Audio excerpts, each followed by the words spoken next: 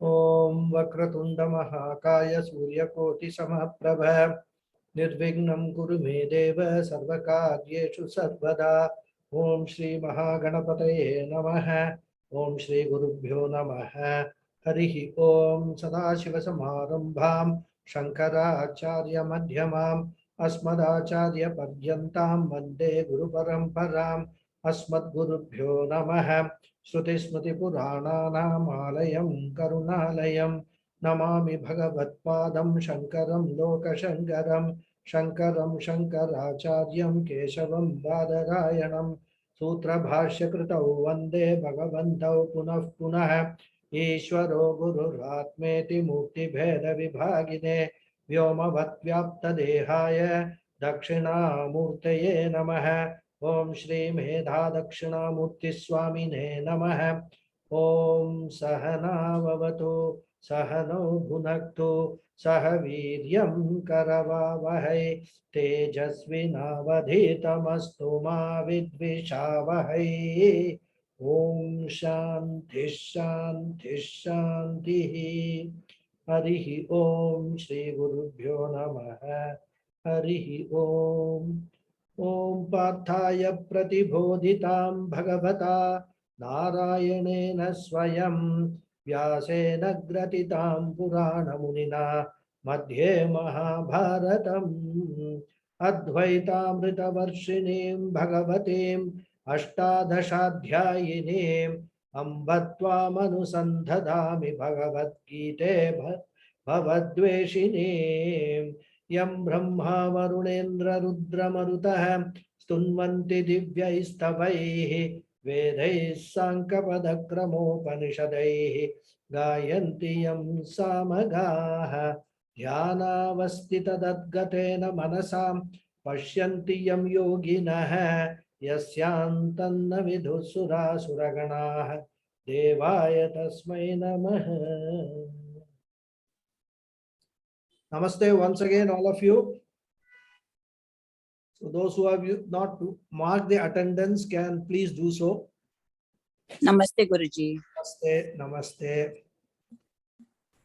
So in the last class, we were seeing the arguments being put forth by Arjuna as to how this Mahabharata war will lead to destruction of all the males. Of course, here he is referring to the Kshatriyas who has come to fight rather. And consequently, there will be no one to protect the women. And protection of women, as we saw, is very important to protect the dharma. Because it is the women in the family who pass on the Kula Dharma, that is the family values and traditions from one generation to another. And if the women are left unprotected, compelled by circumstances, they may be forced to take to improper ways, and which will lead to Varna Sankara, that is intermixture of castes.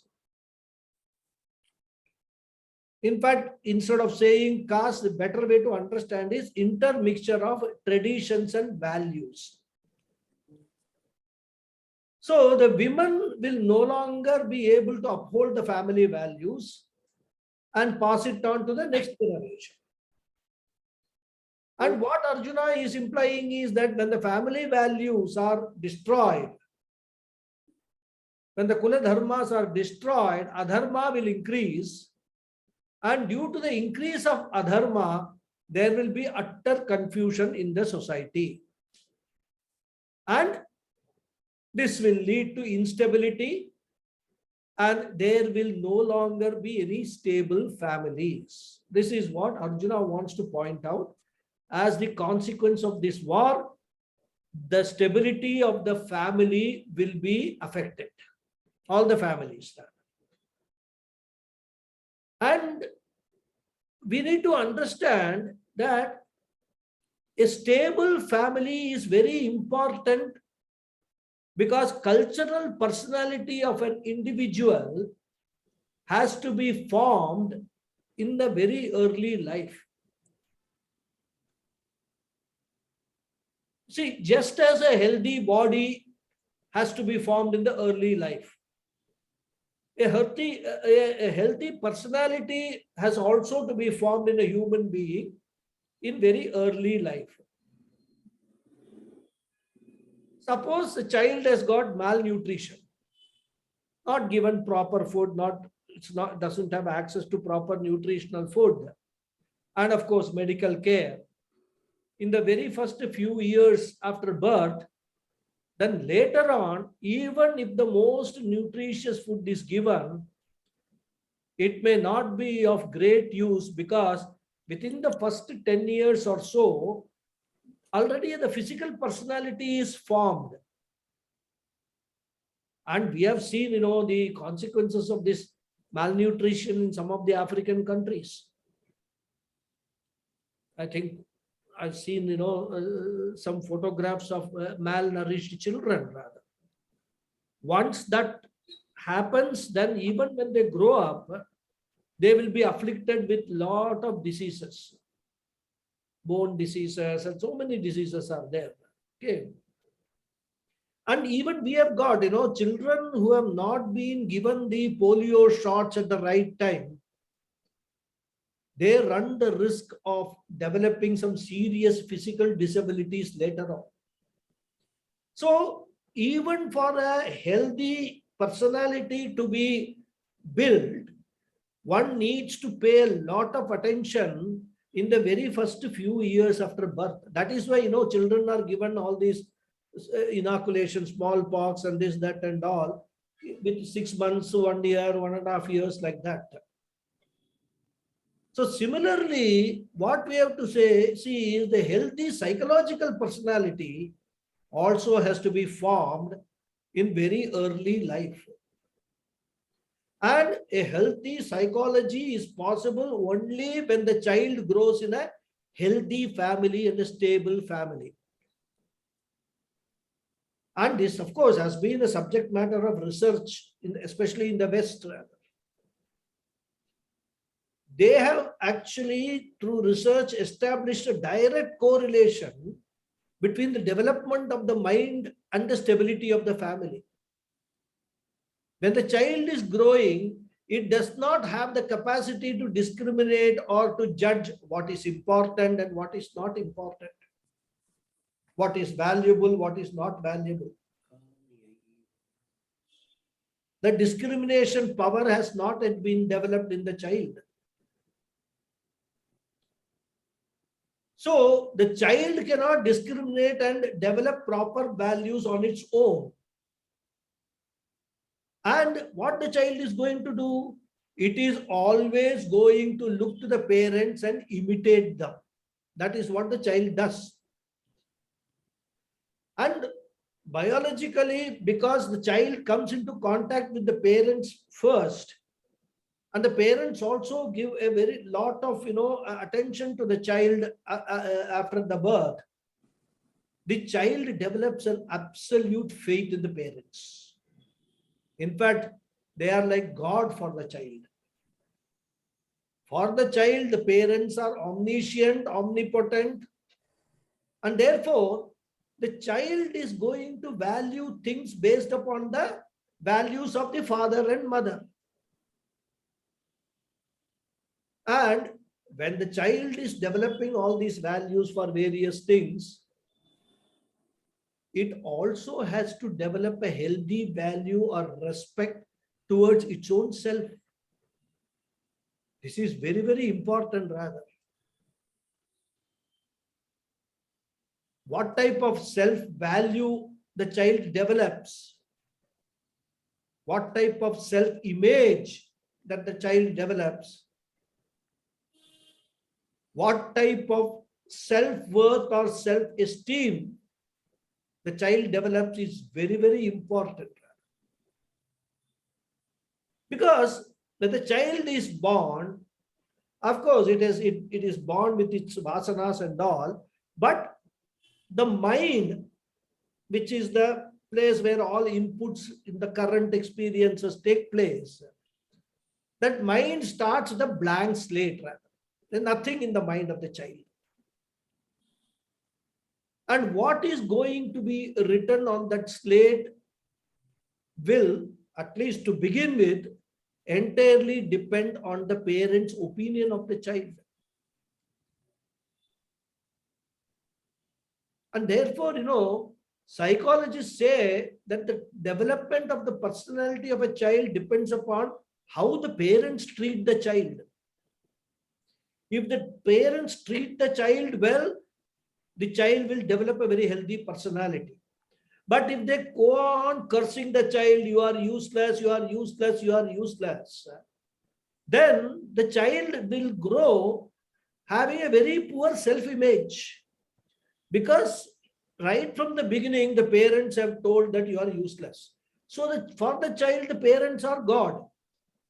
So it believes the parents that, oh, I am useless. So that is how we get all these, low self-esteem personalities and all childhood problems. All starts from the childhood.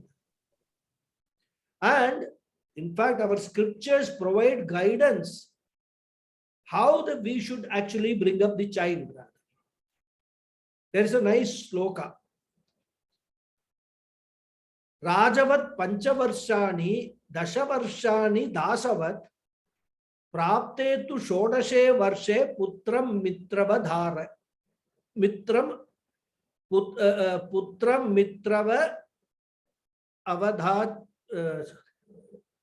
Acharit. Acharet putram mitram iva acharet. No, there's something I'm missing. Anyhow, that sloka is there. I will explain the sloka. Mitravadacharet. Mitravat acharet. Okay. Mitravat acharet. Mitravad acharet. Correct. I got the sandhi. Okay. So what it says is, we must treat our children. I mean, basically here is a putra. Putra means the son, rather. Right. Putram. But we should take it as children. Even girls these days are no less than boys, rather. So what he says that up to 5 years of age, the child is to be treated like a king, Rajavat, like a king. Then Dashavarshani Dasavat. Next 10 years, the child should be treated like a servant. Means he should be given lot of work, lot of tasks should be assigned to the child, and he should be taught to do all kinds of work, which is important for the family, which is important for the society. All those things, the child should be treated like a servant and made to do all those things. Then prapte tu shodashe varshe. Once the child is 16 years old, putram mitravadhachare, you should be treated like a friend. This is the guidance which the Shastras give for bringing up a child, how we should bring up a child. And as I said, this applies to girls also in modern times. So therefore, if the parents are going to respect the child, treat the child as a prince or a princess for the first 5 years, the child begins to develop a beautiful self-image, a beautiful self-worth, and that is self-respect and self-confidence. Of course, we need to carefully understand what is meant by Rajavat. It does not mean that the parent should yield to each and every demand of the child. That will only make it a spoiled child and a brat. As we are seeing, there is too much of indulgence by the parents. They have extended the meaning of Rajavat and they have become Dasavat. Parents have become Dasavat. They are like servants of the child. So what happens is, if there is no discipline, because even princes, when they grow up, they don't grow up like wild, plants and all that. They grow up with all, facilities and good attention. But the discipline is always enforced because they are going to grow up and become the king later on. Unless they are self-disciplined and unless the discipline is taught to them right from the beginning, then they may turn out to be, not worthy kings rather. So, Rajavat does not mean that the discipline should be ignored. The focus should be on the child acquiring the right values and also develop a robust self-image, develop a fair degree of self-confidence. And in all this, the role of the mother is very, very critical in this phase of the child. And if the child does not develop self-worth or self-image or self-confidence within those,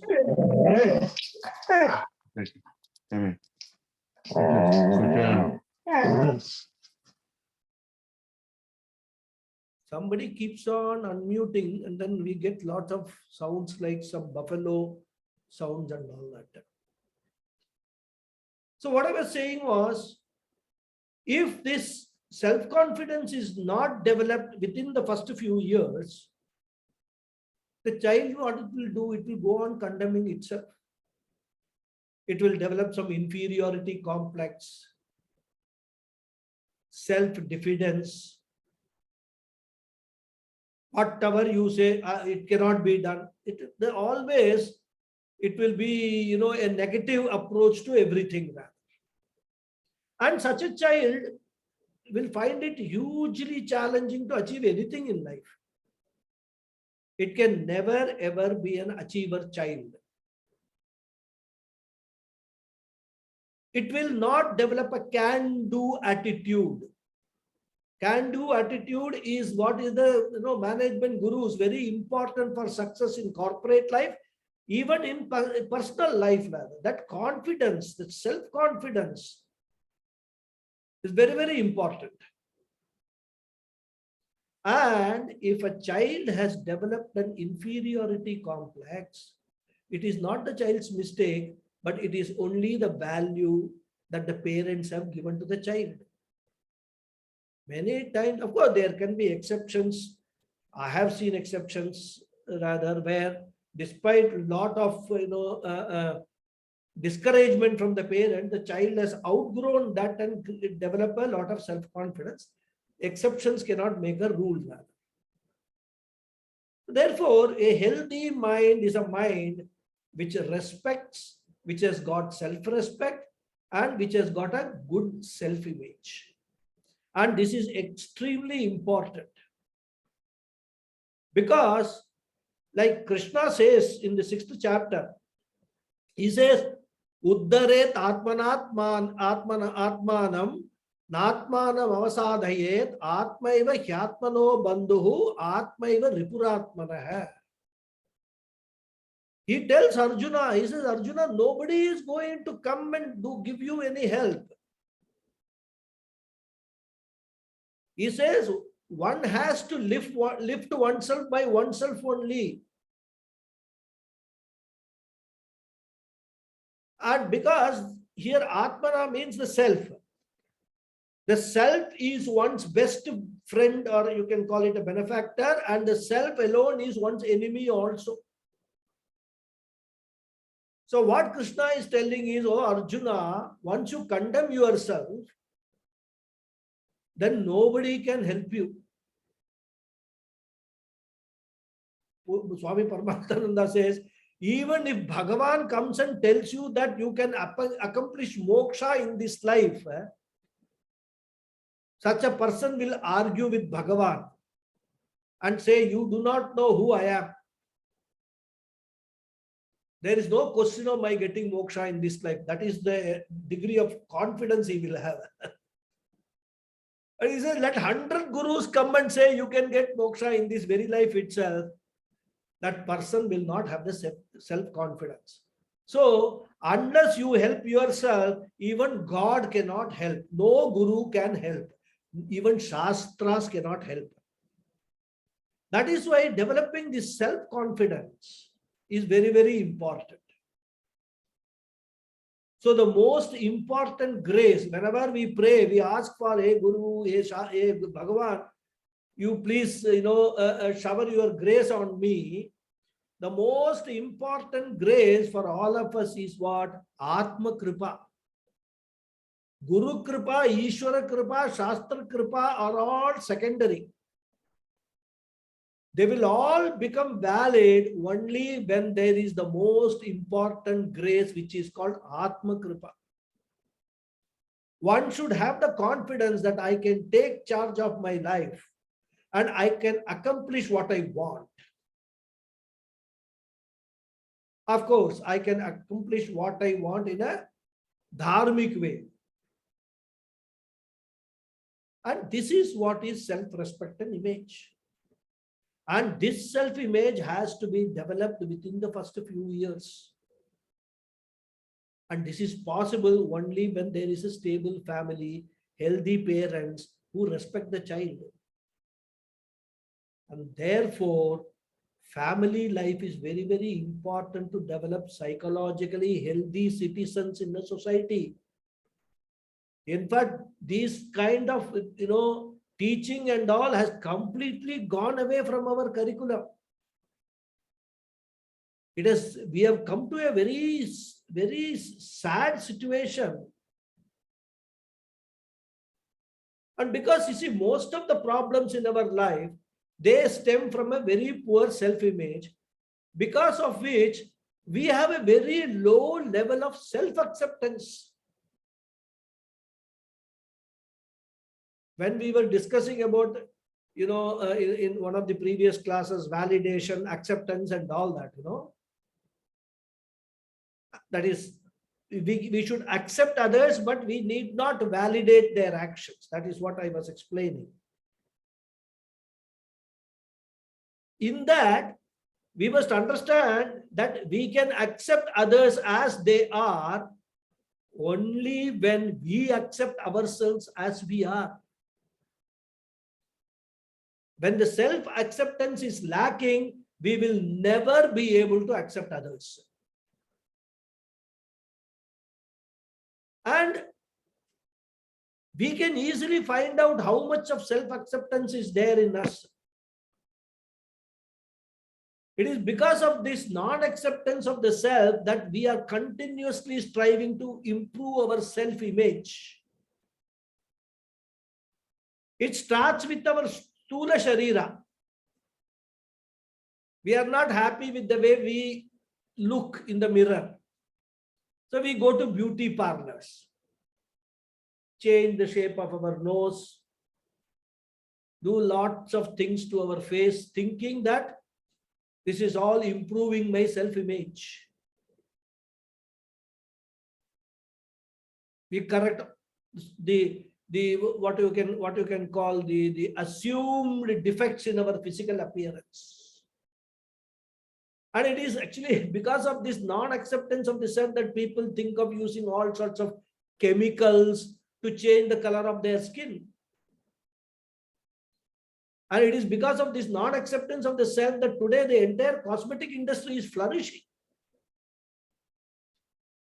Most of this crime, drug crimes, all are developing only because of this low self-image.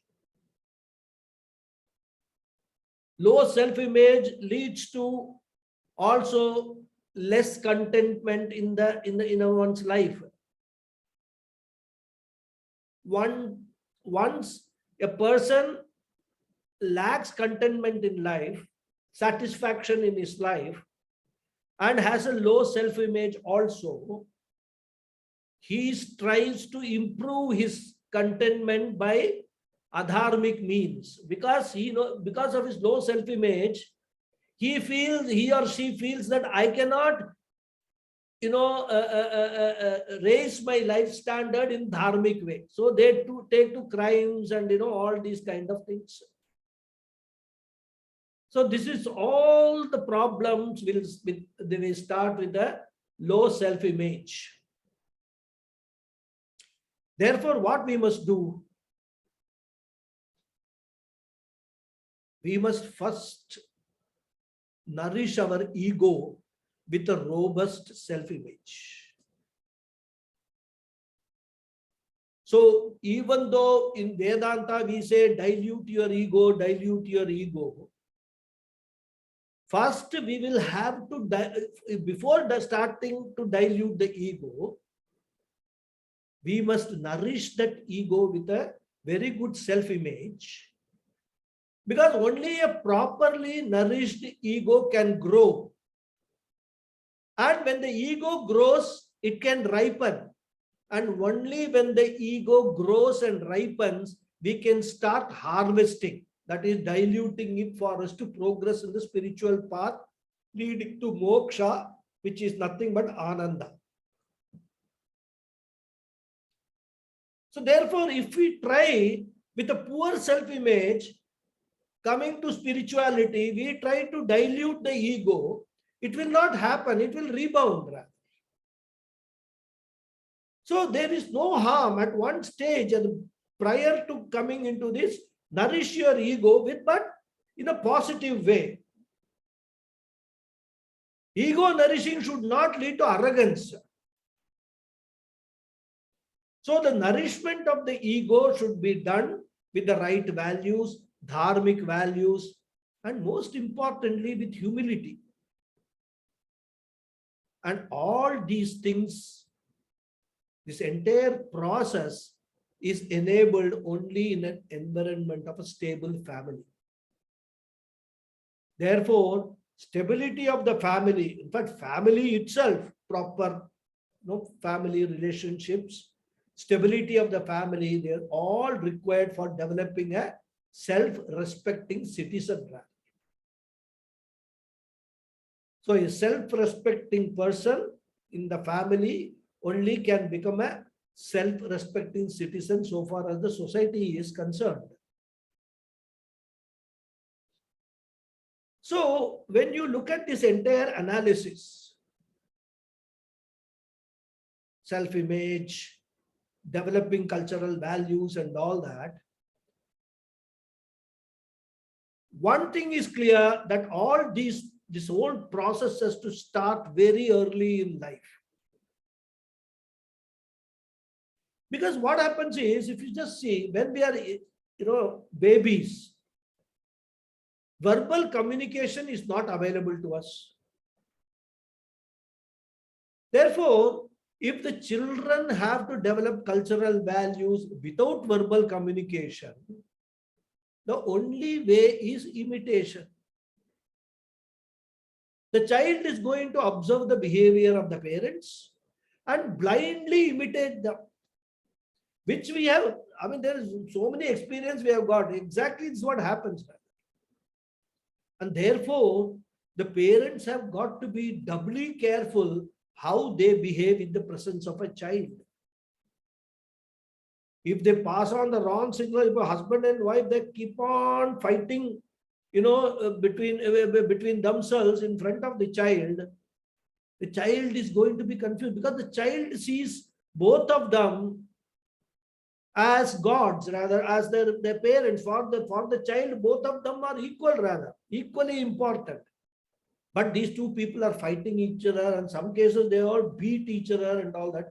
Of course, beating more, it will be from the man's side, beating the wife and all that. If the child is exposed to such experiences, totally confused child will grow up. What kind of a value it will pick up? In fact, some researches have been done, and it has been scientifically proved that every thought of the mother during the pregnancy influences the child's psyche. We have, of course, this is today's scientific discoveries they are making by all this research. But we have got cases. Abhimanyu, his mother heard this entire viewdom, and then he picked up in the womb itself all these things. So many stories are there with children picking up so many values in the womb itself. They say that the thoughts of the mother during pregnancy And how the mother welcomes the child during pregnancy also contributes to the self-image of the child. If the child is considered unwelcome by the mother, the child will feel rejected. And it's all non-verbal communication, mind you. And that is why, in our tradition, we have got the Simantam, Pumsavanam, all those kind of rituals are there, where the whole family celebrates in anticipation of welcoming the child. And in every culture, they have got similar rituals for the same purpose. So that when the child is going to be born, when it is still in the womb of the mother, in the garbha, the child can sense that there are so many people, they are waiting to welcome me. When I am going to come into the world, I am going to be treated like a VIP. And this is all not just jokes. These are all proved scientifically and sociologically. And that is why, during pregnancy and all that, we always advise the ladies, have good thoughts, don't think of wrong things. Even, minimum risk also, we don't allow them to take that. When there is a Surya Grahan or Chandra Grahan, don't go out, expose yourself to probably some poisonous gases which are there, which may affect the child which is there. So, right, even before birth, the mother contributes through her thoughts, and when the child is born, it is going to imbibe every word and every action of the parents. That means what? Cultural values are taught by the parents only by serving as a model. The mother becomes the first model for the child. The father becomes the next model for the child. And of course, then the guru comes. All that happens. Mata, Pita, Guru, and then Devam is coming at the last. Guru comes. The first guru, when the child is going to do Aksharabhyasam, the guru who does the Aksharabhyasam is the third model for the child. And the guru should do that with lot of love, compassion, affection. Bless the child, that it should, imbibe all good cultural values, all good values, turn out to be a good person, turn out to be a good citizen of the country. This is the prayer the guru does. After all that, only the child is shown, okay, this is Bhagawad, this is Rama, Krishna, and all that, Shiva, Vishnu, and all. So, Mata is the first model, Pita is the second model, Guru is the third model for the child to follow. And if the parents do not serve as ideal models, what will happen? Child needs a model for growing. It will look elsewhere for models. And these days, whether the child is watching or not, every parent will put on the TV. So the child will by default watch the TV, and it will see some CineStar TV models and all that, and then start imitating those models. They are wrong models, so they will start imitating those models. The cultural values which the parents have to imbibe in the child will be displaced by all the values which is coming through all this TV screen and all that. This is what is happening today. And therefore, the parents have to serve as a model. And if they have to serve as a model, the model should be available for a consistent length of time. They have to be with the child. They have to pay attention to the child for a period of time. Because learning by the child also is not going to be, like downloading in the laptop. The child learns by repetition. For all this, a stable family is required. So imagine a father who is every other year he brings a new wife. Or if the mother brings a new husband, what will happen to the child? It will be totally confused. The biological mother was dressing in a particular way. A new mother the father has brought, she dresses in a different way. Now the child will be confused in which way should I dress? Like this mother or the previous mother? So all this implies, that in order for a proper, bringing up the child, the father and mother should be together. And together means what? Not merely living under one roof. They should exhibit the trust and love between them. A house should be converted into a home. A house is made of bricks, cement, mortar, whatever it is. A home is made by the cement of love, affection, trust. This is very important between the husband and wife.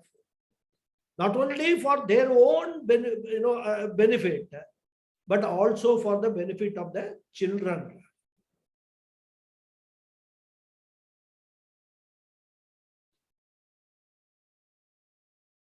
So once the child starts growing up, it will actually start interacting with other family members. And all of them should actually exhibit a similar kind of trust and love and affection. And if there is such a love, care and understanding, harmony, etc. in the whole family, then even those people can serve as model with the child imbibes the values from them. And so it means that, the parents, even if they have difference of opinion, they should not contradict each other in presence of the child. Because if that happens, then the child will be confused and will not know whom to follow, who is right. So what we have to understand is that the child learns values only by observation. Why I am saying all these things going into details is, he said Varna Sankara and women will become corrupt and there will be total utter confusion in the society. We are trying to analyze the whole situation. What is Arjuna's thinking? What is the background from which he is saying this? He has only said 2-3 words. But we need to understand the important role that the parents play, especially the mother plays in the personality of a child. So the parents have to be there. They have got to be together, living in a very harmonious relationship. All these are important for the health of a child and also for imbibing the values. And that is why he says, Kulastriyaha.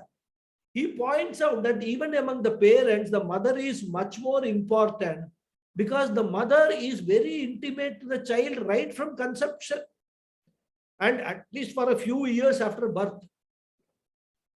Therefore, he says, when the families are destroyed in the absence of a protector, then the women may be forced to take to adharmic ways. Of course, because they will be forced because of self-preservation is there. The man of the house has been killed in the war. Not only this women, all other women are all being widowed in the war. They have to survive. They have got children. The man must have left a lot of property that has to be taken care of. All this, so many, if you start imagining the kind of problems when the women, especially, of course, these days we cannot really relate to that. But in olden times, during the Mahabharata times, you just imagine Women would not have had much education also. They would have a very high cultural values, but not formal education. Not all of them. Some of them might have had. So it becomes a challenge for them how to survive. How many more years I'm going to have to bring up these children? So there is a possibility that somebody proposes to them and they say, okay, I will need protection. Let me marry that person. And which marriage will lead to Varna Sankaraha. Or even some women may take to some adharmic ways for self-preservation and become corrupt. We see all these kind of stories in movies and all that. Maybe they are inspired by such analysis only. Therefore, if a girl child who is going to be a mother later does not develop the right cultural values, what will happen? She will turn out to be a valueless mother. Valueless means what? A mother who gives more importance to Artha and Kama. And then she will in turn pass on only those values to her children. Then the whole thing will go into a vicious circle rather. A valueless mother will only produce next generation of valueless children. And valueless children will produce valueless generation after generation. And then the time comes when all values are utterly destroyed. And therefore Arjuna says, Adharma abhibhavat pradushyanti kulastriyaha. When the families are destroyed, the girl child gets spoiled. And when the girl child gets spoiled, she becomes a bad mother, an unhealthy mother. That is why he says Adharma abhibhavat. Now at this stage, Swami Paramatmananda goes a little more detail, which I will share with you. We need to understand in more detail the close connection between the institution of a family and the dharmic way of life. Who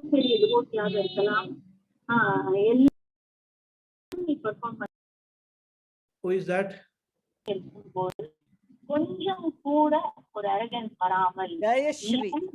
Times of greatest happiness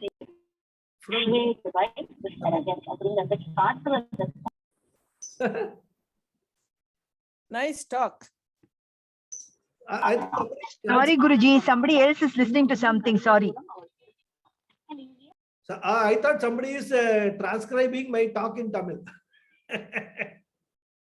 Somebody else is listening, Guruji, isn't it? Somebody? Yeah, somebody else is listening to something, so that is disturbing me also actually. That is disturbing me also. So I was keeping the phone close to my ear, so I got something not pressed. Please mute yourself, everybody.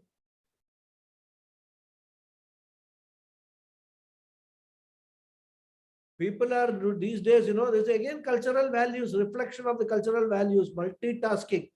I will listen to 4 things at the same time. Nothing will go inside. No, Guruji, I'm listening to only this. But I was keeping the phone close to my ear, so by mistake the speakerphone got on. Okay. Anyhow, so we need to understand the connection between the institution of a family and dharmic way of life, so that when one is affected, the other also will be affected. If the institution of family gets affected, a dharmic way of life will also get affected. And as I said, it then becomes a vicious circle rather. Okay. When the family is destroyed, dharma is destroyed. And when dharma is destroyed, again the next generation family will be destroyed. So to understand this, we should know that dharma in the context of a family consists of 3 aspects from the standpoint of Vedic teaching.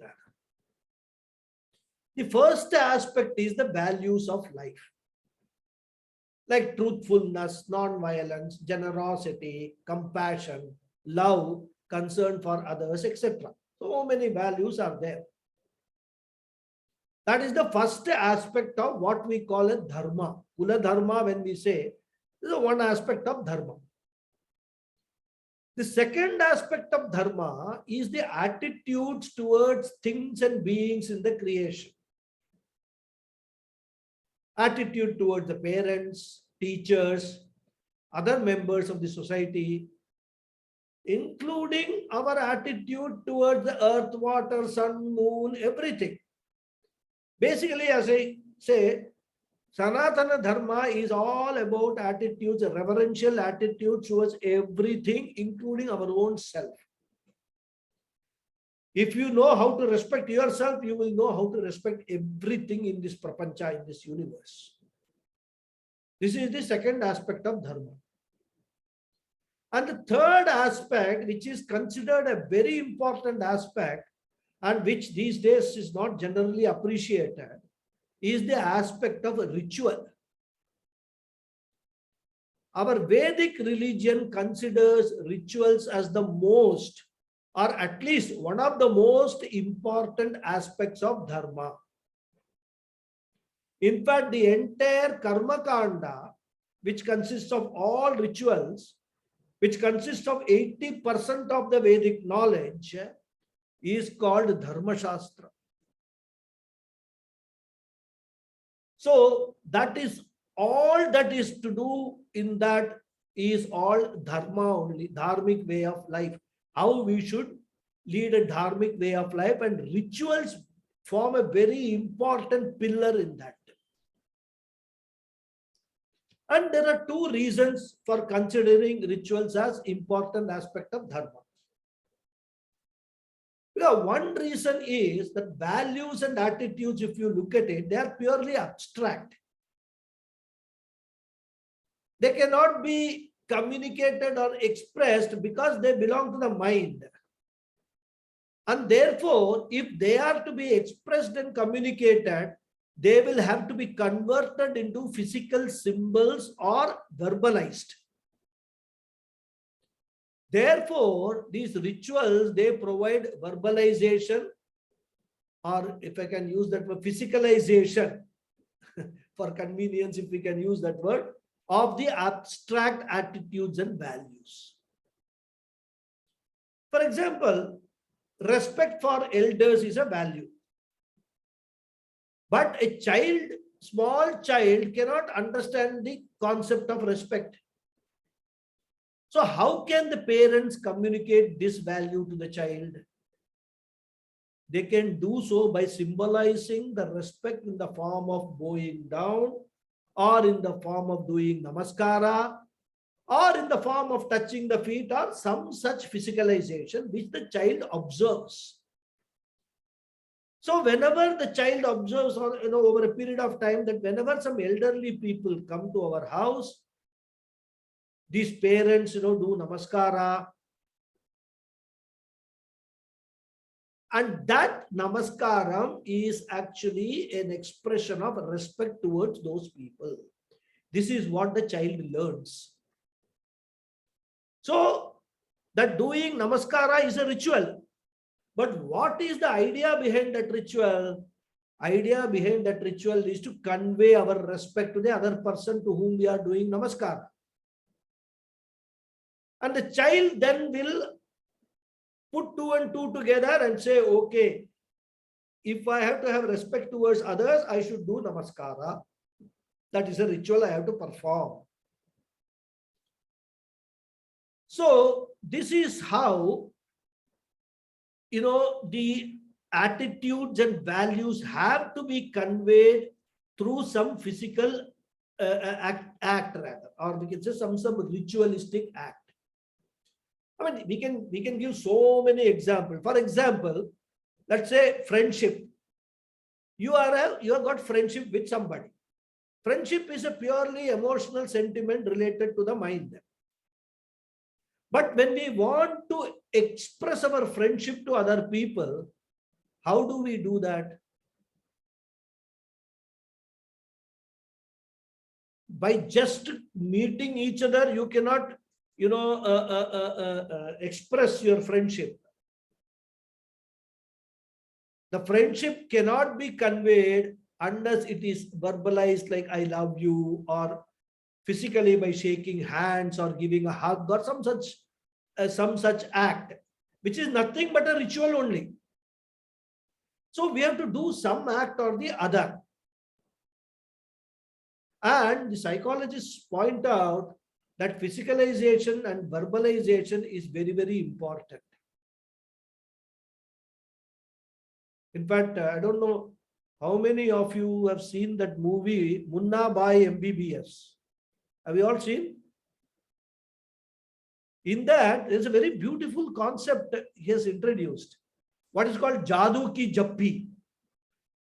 Means a magic hug. There, that hero, he hugs a cleaner in the hospital. Because the cleaner is a very, he keeps on cursing everybody. I've been working here for 40 years.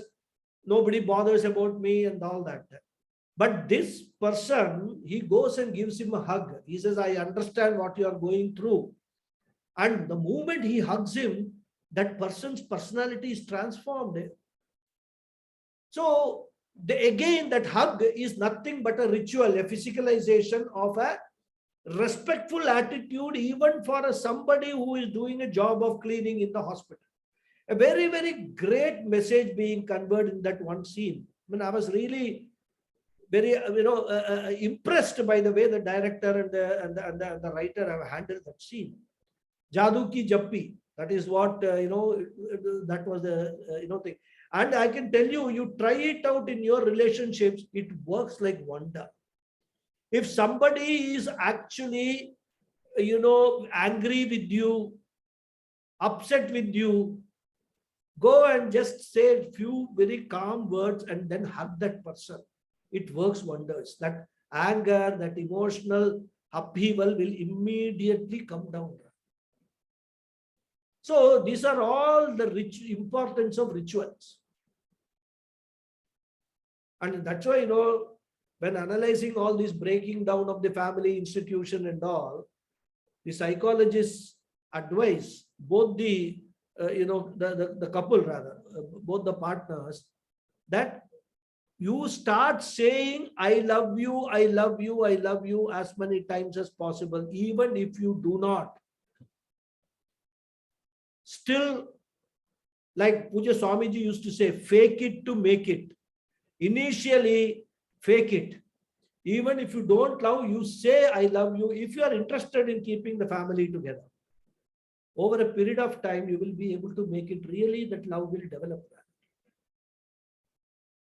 So, every time you say, I love you, honey, and that be very considerate toward the other person. So, what I mean to say is, a ritual is a concrete expression of an abstract thing, which is required for communication. This we must understand the importance of ritual. And the psychologists also point out that the rituals are one of the methods for keeping a group together also. It is not just the family. Togetherness is possible if we have something in which every member of the group or the family takes part. And it need not be Vedic rituals. It could be any ritual. In fact, all the Vedic rituals, they have got this hidden agenda. That's why whenever we have any function and all, we invite all our family members, friends and all. Because being together, that increases the bonding. And this is, of course, even the wise psychologists, even management gurus, they accept it, that bonding is necessary even in a corporate setup. Rather. That's why they organize all these, what they call it, off-sites and all that, take the whole team and then spend some time together, bonding with each other, understanding each other more, not just the official thing, but personally also get closer to each other, because the personal closeness will contribute to a more understanding and a more efficient environment in the office. So it could be any ritual which will keep the family or the group together. I mean, coming to a family, like for eating together as a family can be ritual. So everybody, you make it a ritual that every day at so and so time, everybody has to come to the dining table and we all eat together. See, these values and all, once upon a time, even if maybe 50 years ago, we were all following that. But unfortunately, the pressures of the modern life and all the distractions that have come in, I hardly see, I mean, everybody eats, just will go to the kitchen, take up a plate and put something, eat, and then that will be watching the TV. What they are eating, they don't know. All stale food and all, they will eat, take it out from the fridge, heat it and eat it. How many days old people doesn't know. So these rituals have all were very important for keeping the families together. And when these rituals have been given up, we are seeing the effect of it on the society. Or spending some time in the puja room. Okay, every day we do puja. Everybody will assemble half an hour. Let us give for puja. Everybody will do the puja. Chanting some slokas together. All these things, then that will increase this binding, this bondage in the family. It promotes bonding and also a feeling of belonging and sharing. Even at a national level, we see expressing the feeling of nationalism by saluting the national flag. What is that saluting national flag is? Nothing but a ritual. But what is behind that? It is the expression of the feeling of patriotism, nationalism. Again, that is a ritual matter. Therefore, rituals are necessary to convert the abstract into concrete. The rituals help in keeping the group together, in communicating the values to the children also. And mind you, even though Vedic or Shastric rituals are one part of it, which have the same benefit, plus the added benefit of Punyam, even if you just ignore those Vedic rituals, all kind of these rituals which actually keep the society together, the family together, they have a lot of psychological and sociological benefits. Therefore, whenever we talk about dharma, values, attitudes, these three things are important. That is attitudes, values, and rituals, which are important for conveying, communicating those attitudes and values. More of this we will see in the next class. Okay. I will say the prayers, and then if there are any questions, we will take. Om Purnamadav Purnamidam Purnat Purnamudachyate Purnasya Purnamadaya Purnameva Vasishyate. Om Shanti Shanti Shanti. Harihi Om Shri Gurubhyo Namaha. Harihi Om. Thank you all very much. Namaste, Guruji. Namaste. Thank you, Mama. Thank you. Namaste, Guruji. Hari Om. Namaste. Hari Om, Guruji. Thank you, Guruji. Namaskaram. Namaste, Guruji. Namaste. Raghuji, Namaste, Guruji. when Namaste. all of them said goodbyes, I have some questions. Yeah. Let those That's who what I have said. questions or who have got other things to do, let them say namaste and Yes, that's what I just said. Then I think that namaste. First, I want to make an observation. I wanted to say, I don't contest any of your what you call your ideas or the suggestions that you are making per your knowledge, but this hugging is most like a Western thing. I mean, it's not maybe present day India. It must be a culture like hugging and all. They hug a baby. But I remember when we went to India, our daughter used to hug me all the time. My brother used to say, Amma loves you. This is casual, So in reality, they're so culturally, we are different because, and also you I can't. will answer that question very simply. Okay. Have you actually read when Sudama went to meet Krishna in his palace? What happened? I mean, two things. I mean, he did. Go and tell. Krishna rushed and hugged Sudama. Yeah, Krishna. No, not a cultural issue. No, only their culture, foreign culture. Our culture, hugging was very much there. But not like this hugging business, every time and now you hug and do all those things. Not that way. Hugging, if it's an expression of certain love, certain friendship, very much there in our culture, right from Krishna's days. So there are examples. Bhagavata Puranam says that when Krishna saw Sudama, he went and hugged it, despite the fact that Sudama was in torn dress. Very poor guy, Pavam. But he hugged him. King. But I see what you say in the thing, but I'm talking about the present hour. Okay, take for example, we were a loving family. Okay, no doubt about it. I don't recall my father hugging me. Am I saying he has the utmost love? That's what you just. What I'm trying to say. Can you equate that to the love, or can you equate? That's why the kid was also lovable. More like it is what they do for us. I mean, I'm sure they cannot be rude to us. Parents cannot be rude to us. That I agree. But see, what I want to tell you is, you have caught hold of hugging. What you should go little higher. The whole idea, hugging is only one example of a ritual being performed for conveying certain abstract attitude and value. Okay. It is not necessarily that every time you are shaking hands is another ritual. So don't just get caught on to hugging and then start saying hugging is that. Hugging is one example. Oh, I'm not, that's what I'm not denying that at all. But equating, see, for example, we were taught at least, action speaks more like doing nice things, being what you call, because that is their bringing, their conditioning, the reason we do follow, like certain things because of the conditioning. But that's what I'm trying to say. And also you said, yes, in general, what you're saying, parents are a role model. They have to live by example. But many times we see in India, in many families I have seen, again, I'm not contesting yours at all. Please make no mistake in general.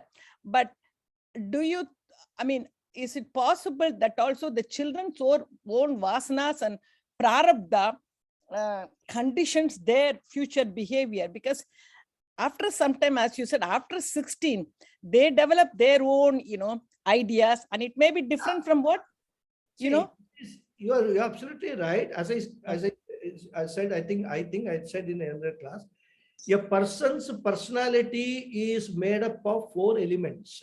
The first element is the vasanas that the child is born with. Exactly. That's what I want to hear. The second element is the karmas that the child is born with. The third element is the influence which is the child, experiences in the society or in the friends group or in where it moves once it grows up a little. And the fourth one is the contribution of the parents. So there are 4 elements for any personality development. Yes. What happens is you have no control over vasanas and karmas. Correct? Yes, very much. You have control over your contribution only for a limited period till the child grows up and goes into the society. So during that period is what is a small window in a life of maybe 70, 80 years. You get a window of hardly 5 to 10 years. Okay, see, that's what I wanted to clarify. In that period, if you are able to imbibe in the child the right values, a good self-image, all those things, then the probability, again, all these things are probability based. The probability of the child growing into a good citizen, a responsible citizen with a lot of good self-image is high, subject to karma, vasana, business. Because even if you have done all these things, if he has got a strong vasana for something, that may overpower all that you have done. So that nobody is saying that this is the end of it. This is one part of it, which is a very important.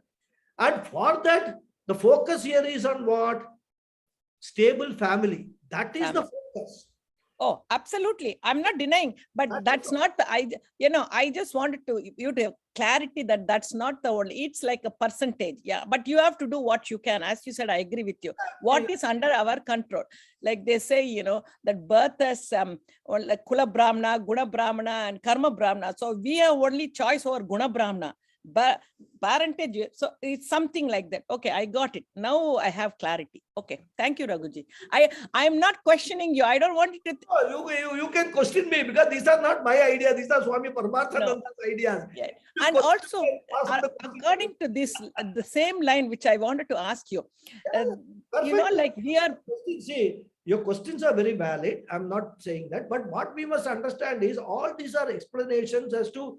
See, when Arjuna is talking about Varna Sankaraha and the confusion in the society, today in our society, even in India, forget the Western society, these things we are actually experiencing because of total confusion. Nobody even knows what to follow, what to do, why should I touch somebody's feet?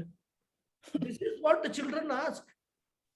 अरे पाँव छुओ, if you tell in Hindi, मैं क्यों छूऊं इसका पाँव? ये कौन सा बड़ा भगवान है? This is the attitude people have developed, and all this because all these values are broken down and all that. We are talking about an ideal situation from where Arjuna is saying what is going to happen. That is all. So that much, if we understand, that is enough. Guruji, Yes. Comment on something on this. He raised his hand, then I'll come to somebody else. Yes, who Hariji, is this? turn by turn. Hariji. Hariji, you're muted. Hari Om. Hari Om. Though we are now talking about hugging, during my childhood, or why, till my mother was alive, even at this age, any important thing that we have to do, we have done Sashtanga Namaskaram at my mother's feet. Then only we have proceeded. Where is it that today? Do you think that my son will do it or my daughter will do it to me? See, I mean, here we are talking about Mahabharata, a time of Mahabharata where Arjuna is expressing a certain things. And we are trying to understand what does Arjuna mean by Varna Sankaraha and importance of Kulastriyaha, Pradushyanti and all those things. We are trying to understand the role of women, where it fits into a society in terms of developing a value, a child with value and all that. That's all.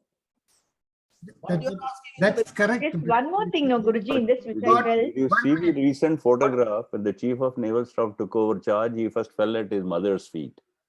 Yeah. Yesterday. So there are people. Why we were even our Prime Minister Narendra Modi, whomsoever elderly people he meets anywhere, he touches their feet. He doesn't feel it's a problem rather. So all these are what ultimately ritualistic. Ultimately, what rituals are important. That is our culture. That's all. Yeah.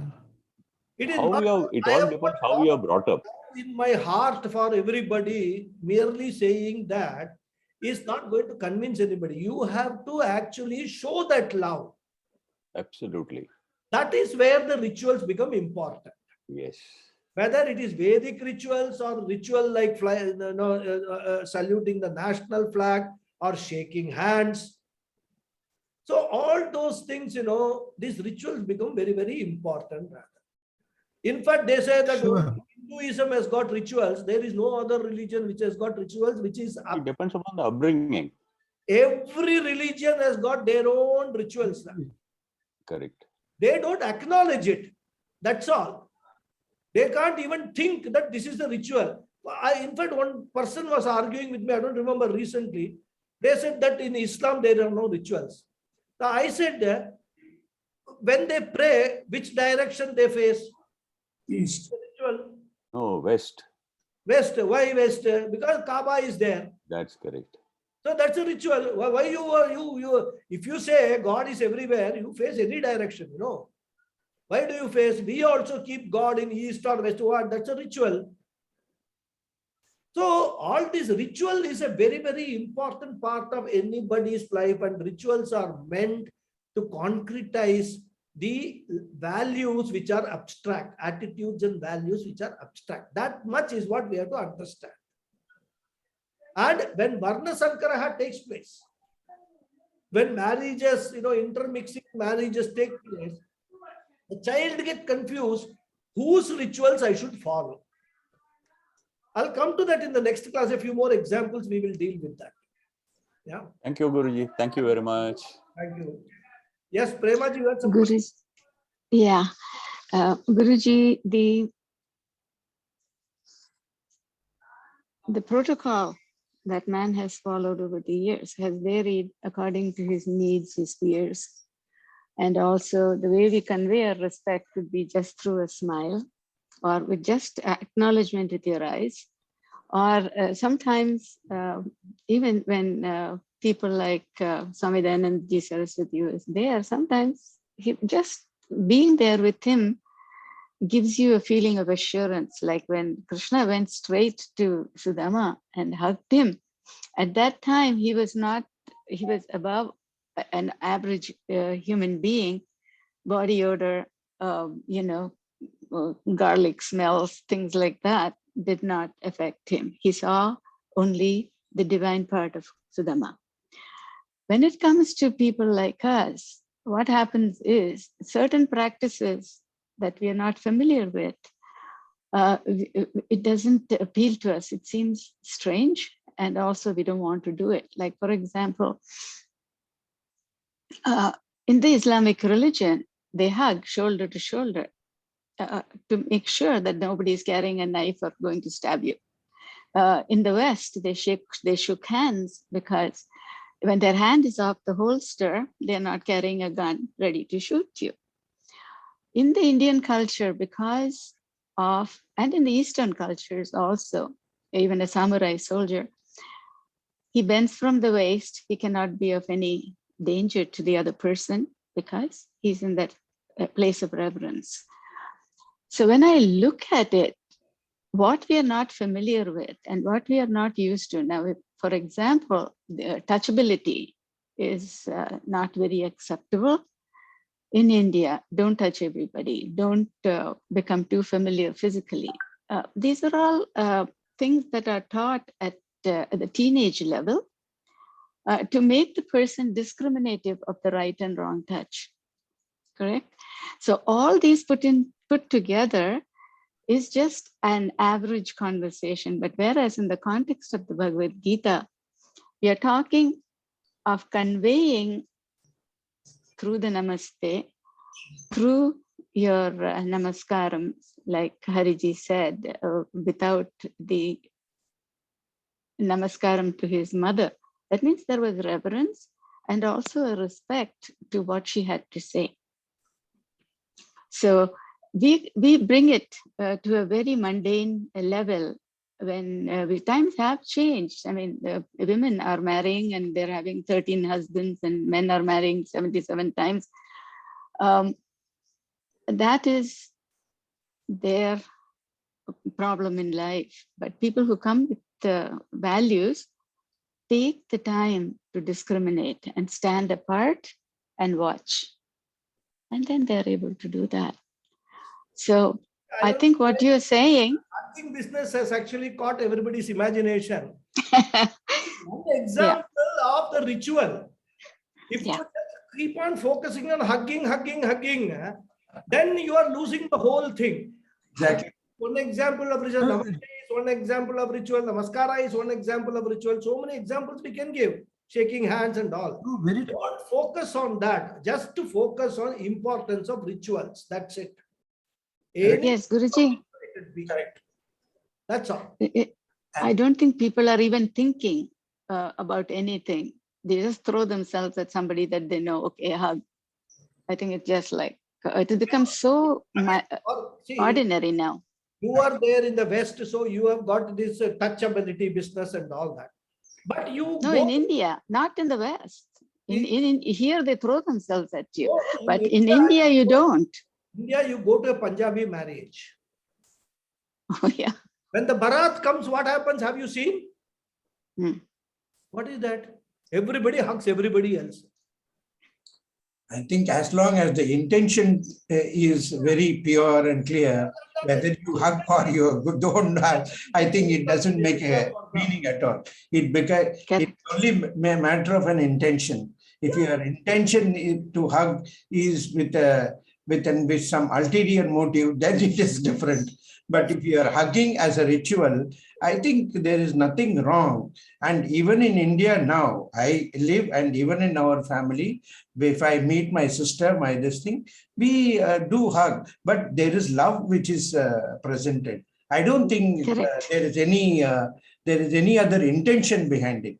So the intent is clear. I think, as Guruji said, I think we need to look at it as a ritual to bring some values. That's all. We can go on debating it, whether here hugging is correct, there hugging is not correct and all that. But hugging is one of the very important rituals which we have experienced. I have personally experienced. My daughter, who was studying in UK, when I was in Kuwait, whenever she used to come to Kuwait, rather, from the airport, after coming out, I will be waiting outside to greet her, meet and greet her. She will come, and the first thing she will do is just come and. Now, what is that? It is a ritual. I know my daughter loves me. She knows that I love her. But what does she do as an act? She comes and hugs me. And in fact, if she doesn't do that, I have a problem.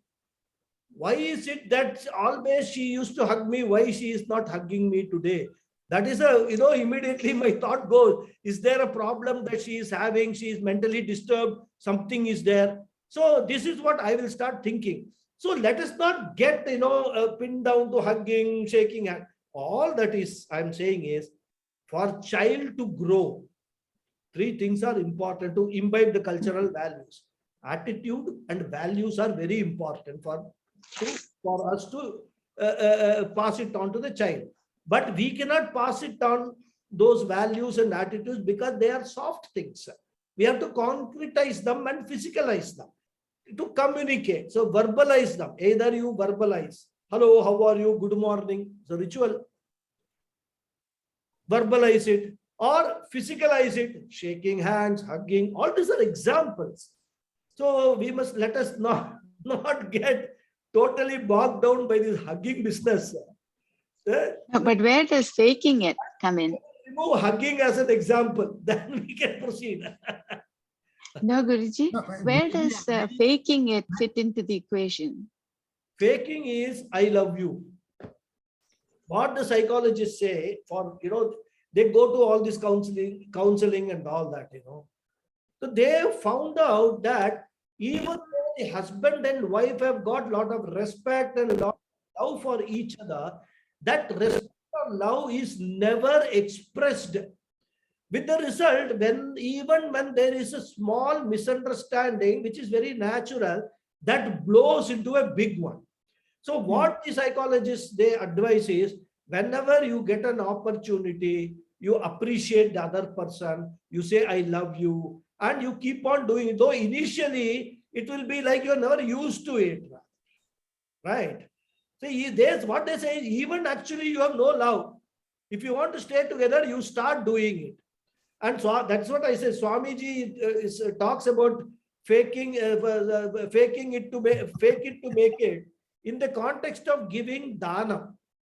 Because one of the most difficult things for anybody is this purta karma. Purta karma means basically giving charity, giving dhanam and all. So you will have money in your pocket. Somebody comes, it is very difficult to take it out and give it to that person. He may be needy, he may not be needy, we don't know. So Swamiji says, you may not want to give, but you start giving. First fake it, take it out and give it to him. Start doing like that. After some time, you will actually start enjoying giving rather. Then you will really make it. So initially you have to fake it as if, you are just giving it away. But then you have to make it later on, you will make it. He says this applies to a lot of things in life. We may not want to do it something, but force yourself to do it initially. Then it will become a habit. Like getting up early in the morning is one example. So you have to force yourself to do it. After that, it becomes a habit rather. So for giving charity becoming a habit, Swamiji used to say, fake it to make it. Because giving charity is not a natural thing for many people. They may have a lot of money, but you go and ask them 5 rupees, they will not be able to take it out from the pocket and give. True. That is why that I applied here. That even if you don't have love, fake it to make it. Say, I love you, I love you, I love you. Sometimes they will believe you, and then they will also start reciprocating that. Sorry. Yes. He always tells, Swamiji always tells in his discourse, if you can't make it, you fake it. Yeah, exactly. He always used to say, there are certain things of Puja Swamiji's that is always there, and whenever we get an opportunity, we can relate to it, what he used to say. So, make it to make it is a very real thing, and it happens. It is actually a very, very big mantra for us to do something which we don't want to do, but that's the right thing to do. So, that is how it is. Thank you very much. Yeah. Yes, Hari. When I gave the explanation that I used to prostrate at my mother's, I was not trying to talk anything about hugging. I only wanted to tell that culture is fading away, unfortunately. It's unfortunate. Yeah, what to do? That pains me. So maybe many of us are all people who were there in Mahabharata war, and we have all got rebirth, and all that Varna Sankara has taken place already. So, because of that 5,000 years ago, so it is possible 2-3 births we must have taken. We are all now here with our past vasanas, past karmas, and things like that. We don't know. Anyhow, any more questions, please? Questions, comments, anything? Else we can close the session and continue on next Saturday. Okay. Hariyo, thank you very much. Hariyo. Thank you, Guruji. Thank you. Thank you, Guruji. Thank you. Thank you, Guruji. Thank you. Hariyo. Thank you.